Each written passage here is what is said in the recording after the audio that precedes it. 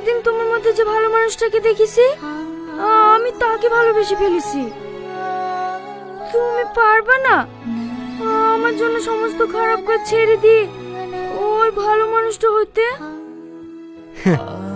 শুধু এইটুকু? আমি তোমার জন্য পুরো পৃথিবী ছাড়তে পারি, এ তো সামান্য কাজ। সত্যি? হ্যাঁ সত্যি। I love you Riaz, I love you. I love you too. আমি তোমার ভালোবাসা বুঝতে পারিনি, সরি সেদিন তোমাকে কষ্ট দেওয়ার জন্য।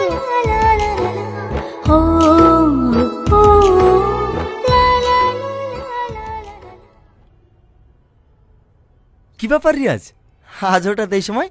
হ্যাঁ বস। দাদা টাকা লাগবে? কত লাগবে বল? টাকা লাগবে না, আমি আর এসব খারাপ কাজ করতে পারবো না। সরি দাদা, পারলে আপনি আমাকে ক্ষমা করে দিয়েন। কোনো সমস্যা হয়েছে নাকি? রাজু, তুই কি রিয়াজকে কিছু বলেছিস? না না দাদা, রাজু কিছু বলেনি। আমি নিজে থেকে এসব খারাপ কাজ আর করতে চাইছি না।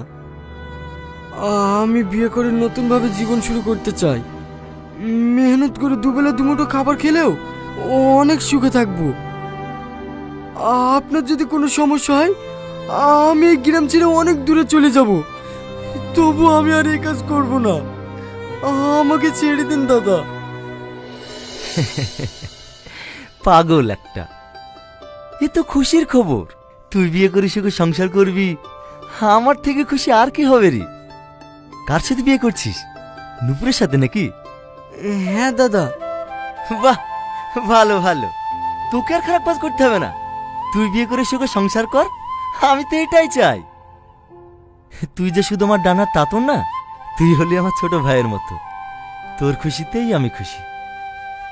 আর শোন, তোর কাছে কিন্তু আমার একটা আবদার আছে। কি দাদা? কোনো সময় যদি টাকা পয়সার প্রয়োজন হয় তাহলে লজ্জা করবি না। ভাববি তোর দাদা এখনো বেঁচে আছে, সোজা আমার কাছে চলে আসবি, ঠিক আছে? দাদা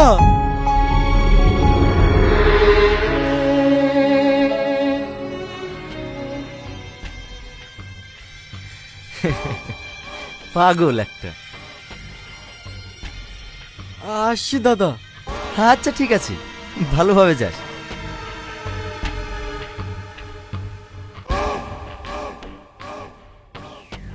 লাও, লাই দিদি মাথায় তোলো। তোমার সোনার ডিম পাড়া হাঁস এখন অন্য বাসায় গিয়ে ডিম দেবে, সহ্য হবে তো?